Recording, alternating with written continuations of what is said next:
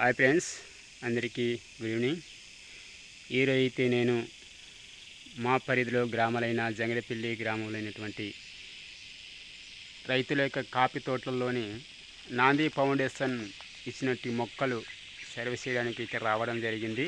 అదే మనకు కాఫీ ప్లాట్లోని సరిహద్దు మొక్కలు అనేది మన నాంది వాళ్ళు ఇవ్వడం జరిగింది. ఆ యొక్క ప్లాట్లోనే మొక్కలు నాటారా లేదా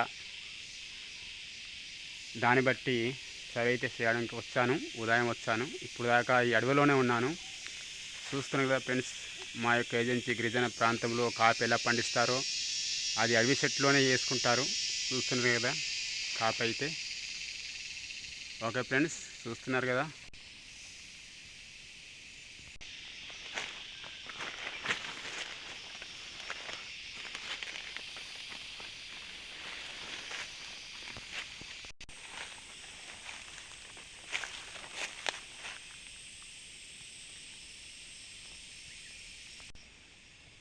చూస్తున్నారు కదా గాయస్, కాఫీ కాయలు అయితే చాలా చక్కగా కాసినాయి. ఇదిగో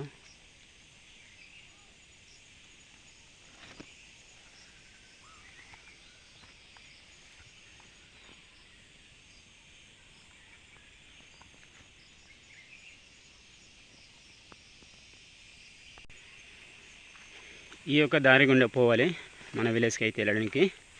సుమారు ఇక్కడ నేనున్న ప్లేస్ నుంచి మా యొక్క విలేజ్కి వెళ్ళాలంటే 3 కిలోమీటర్స్. నేను ఆల్రెడీ కొండపైన ఉన్నాను. కొండపైన నుంచి ఇదే దారిలో నడుచుకుంటూ వెళ్తున్నాను. నా వెహికల్ అయితే రోడ్ పక్కన పెట్టడం అయింది. చూస్తున్నారు కదా, ఇదే దారిలో నడుచుకుంటూ రావాలి. ఎంత టైం అయినా తిరగవచ్చు, ఏం భయం లేదు. ఎలుగుమట్లు కానీ పులులు కానీ ఏ జంతువులు ఏం కనిపించవు. ఒకవేళ అలా కనిపించినట్లయితే పాములు అవి కనిపిస్తాయి. ఎందుకంటే పెద్ద అడవి కదా, కొండ శిలువలు ఎక్కువగా ఉంటాయి. మన జాగ్రత్త మనం తిరగాల. జంతువులు అయితే ఏం కనిపించవండి. రాత్రి పూటని వడవంతా తిరిగేసినా ఏ జంతువు కూడా కనిపించదు.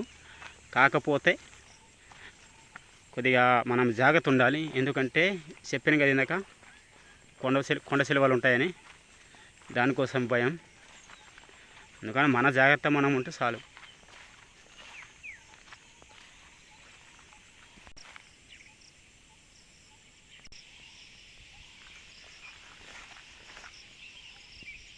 ఫ్రెండ్స్, ఇక్కడైతే ఒకే ఒక కుటుంబం ఇక్కడ జీవిస్తుండేది.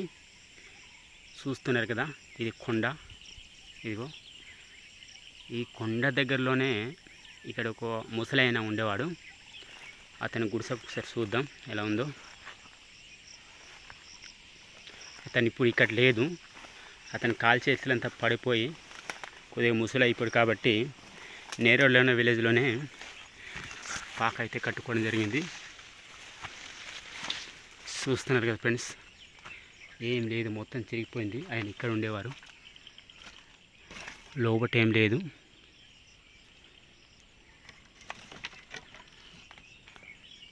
లోన దూరం చూద్దామంటే మొత్తం ఇదో ఇక్కడ కంపాలు ఇవన్నీ కూడా వేసినారు.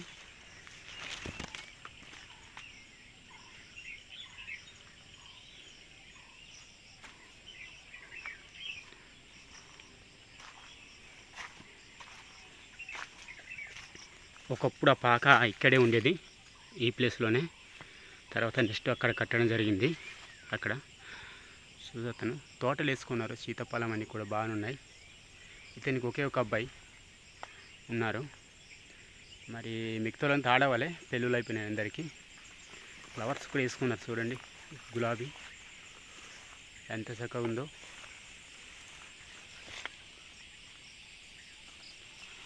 చూడండి ఫ్రెండ్స్, రోజెస్ బాగుంది కదా. బొప్పాయి చెట్లు, అరటి చెట్లు, సీతాఫలం, రాపాలం అన్నీ కూడా నాటి పసుపు నాటినట్టున్నారు. ఇక్కడ అరటి చెట్లు కూడా బాగానే వేసినారు.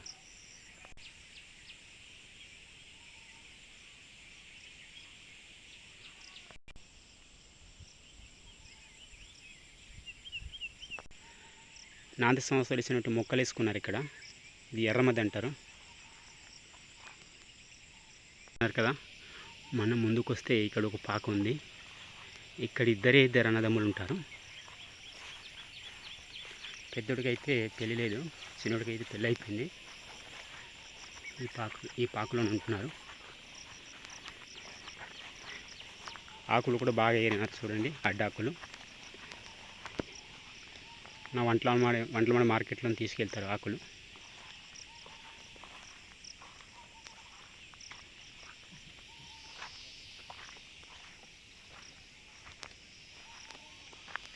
ఏమన్నా ఎలా ఉంటాయి పనసపళ్ళు ఏం లేవా? అవునా. మనకు వస్తుంటే ఒక మామిడి పండు దొరికింది. మామిడి పండు దొరికింది, తిందాం మరి. అడిగా మామిడి పండు.